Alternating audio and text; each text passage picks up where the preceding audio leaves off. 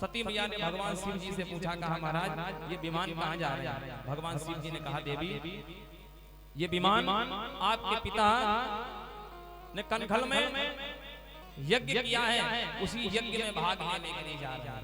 सती जी विचार करती हैं, सुंदर मौका मिल गया। सती जी ने भगवान शिव जी से कहा, महाराज मैं भी इस यज्ञ में जाना चाहती हूँ, हमारा बुलावा नहीं आया, इसका कुछ तो कारण रहा होगा। भगवान शिव जी ने समझाया, देवी एक बार आपके पिता प्रजापति बने, तो प्रजापति बने तो उनको अभिमान हो गया। देखो किसी के पास में कोई पद मिलेगा तो अभिमान तो थोड़ा ना थोड़ा अवश्य आ जाएगा। प्रभुता पाई जाए मद नहीं, जैसे प्रभुता होती है तो अभिमान परीक्षित जी हो ही जाता है। कोई लाख कहे कि हमारे पास में धन नहीं है और किसी के पास में धन खूब अपार संपत्ति हो तो प्रभुता आ ही जाती है। सती जी ने कहा, महाराज मैं भी जाना चाहती हूँ। भगवान शिव जी ने समझाया, देखो देवी आपका जाना वहां उचित नहीं है। क्यों? बिना बुलाए अगर किसी के घर जाते हैं तो अपमान अवश्य होता है। हम नहीं, गोस्वामी जी कहते हैं, जो बिन बोले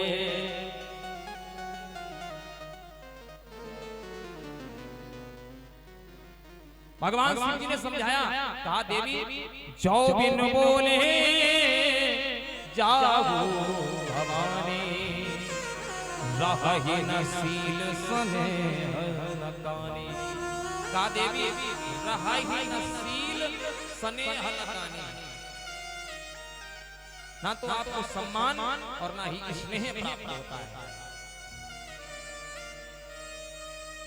लेकिन स्त्रियां मानती नहीं, क्या करें? अब इनका राज्य चल रहा है, इनका राज्य चल रहा है। हम थोड़ी नहीं अपने पास से कहते हैं, अपने पास से एक भी बात नहीं कहेंगे, सब आपको प्रमाणित करके दिखा देंगे। और हम लोग पता कैसे नाच रहे हैं, नाच कैसे रहे? जैसे एक मदारी बंदर को नचाता है, वैसे ही नाच रहे हैं हम लोग। हम नहीं नाच रहे, सिद्ध करें। गोस्वामी जी ने लिखा है, बोले नारी विवश नर सकल गोसाई, और नाचेगी नर मरकट की। सब नाच रहे हमारा संसार में, ऐसा कोई चीज नहीं कि नाचना रहा। हम नाच रहे थे, एक एक हमारे देखो कहाँ दौड़े दौड़े घूम रहे हैं। नारी विवश नर सकल गोसाई, भगवान शिव जी ने समझाया, कहा देवी आप न जाइए, लेकिन सती जी नहीं मानी। भगवान शिव जी ने बहुत प्रकार से समझाया, कहा देवी आप अपने पिता का गुणगान करके, क्या उनके अंदर गुण है? शिव जी ने समझाया, कहा देवी गाना नहीं गुण निर्गुणी के कभी,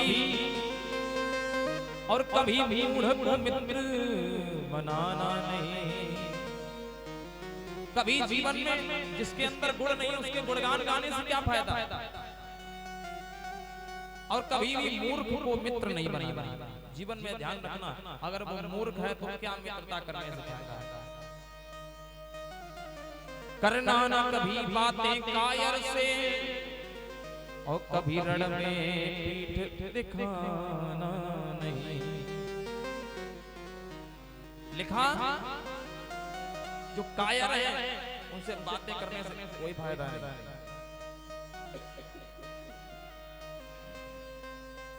उनसे बात करने का कोई औचित्य नहीं। रण में कभी पीठ दिखाना नहीं, इतराना नहीं सुख पाकर कभी, और दुख पाकर कभी घबराना नहीं।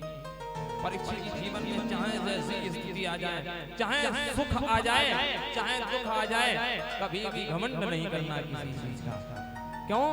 जहां पर प्रभुता आ जाएगी वहीं से पतन प्रारंभ हो जाएगा। जहां से आपके अंदर अभिमान, वहीं से विनाश प्रारंभ हो जाएगा।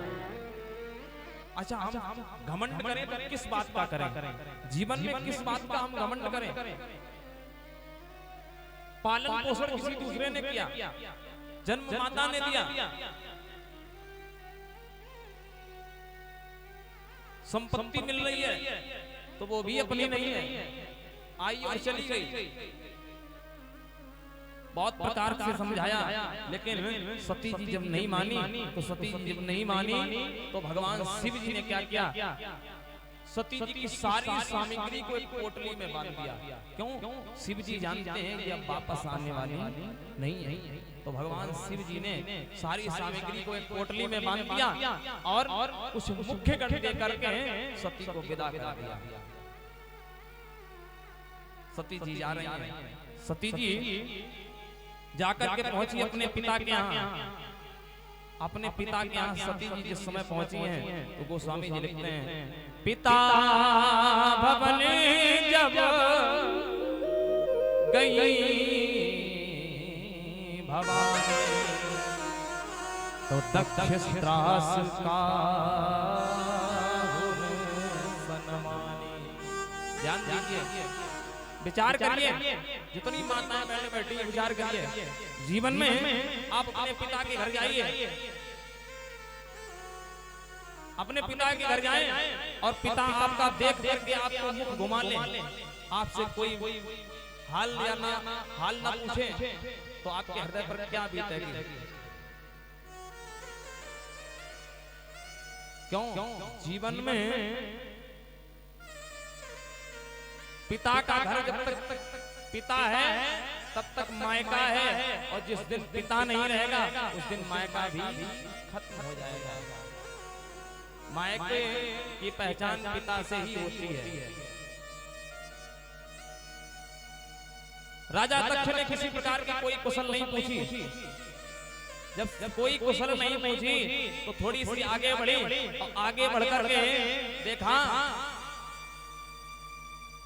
सती जी की माता उसी रास्ते से आ रही, सती जा रही, सती का प्रवेश हुआ, सती जी की माता आ रही है। सादर भले ही मिली एक माता, भगिनी मिली बहुत मुस्काता। दक्ष के पूरे परिवार में मात्र और मात्र माता ने ही सती का हाल पूछा, और बहनें भी मिली। कैसी? वो भी हंसी उड़ाते हुए,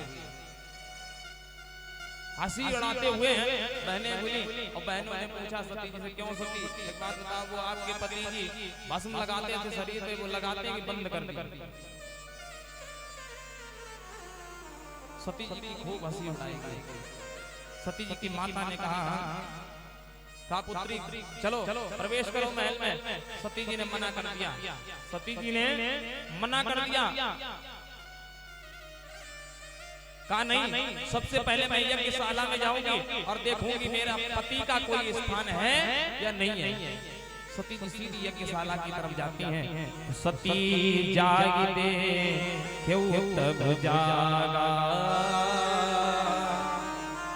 कतहु न दीख शंभु कर भागा। सती जी गई और सती जी ने जाकर के देखा यज्ञशाला में उनके पति का कोई स्थान नहीं है। सती जी विचार करती हैं, इससे अच्छा तो मैं वहीं मर करके खत्म हो जाती, अपने पिता के यहाँ कभी नहीं आती। सती जी विचार करती हैं, यद्यपि जग दारुण दुख नाना, सब ते कठिन जात अपमाना।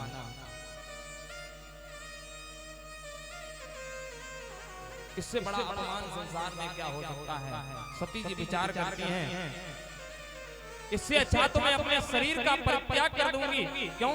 ये पिता दक्ष का ही दिया हुआ शरीर है, मैं इस शरीर का भी परित्याग इनके यहाँ ही कर दूंगा।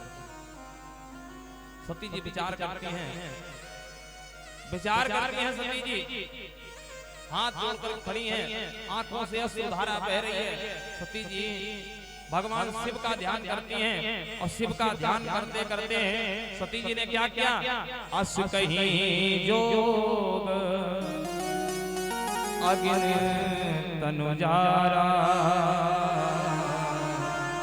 भय हो सकल मक हाहाकार।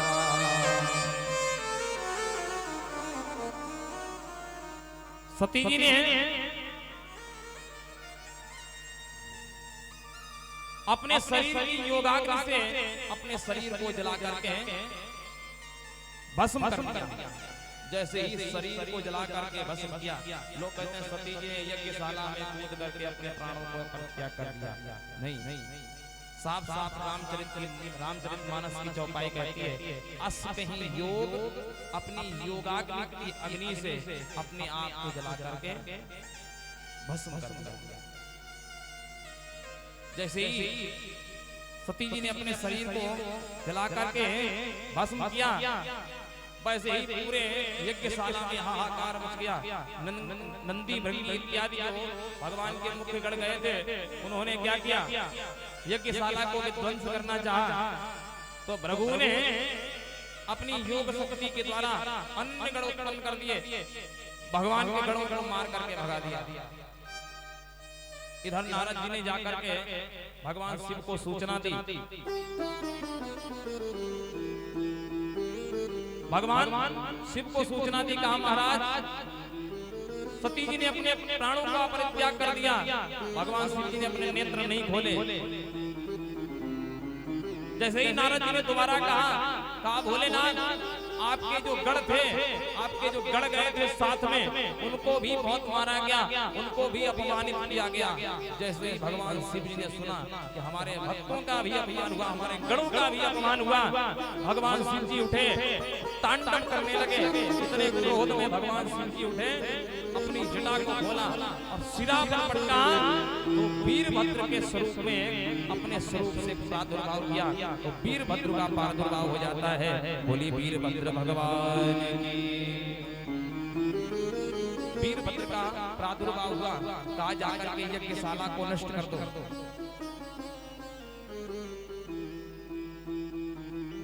यज्ञशाला को नष्ट करने के लिए कहा, वीरभद्र चला जाकर के यज्ञशाला को नष्ट करने लगा। सब यज्ञशाला को नष्ट कर दिया।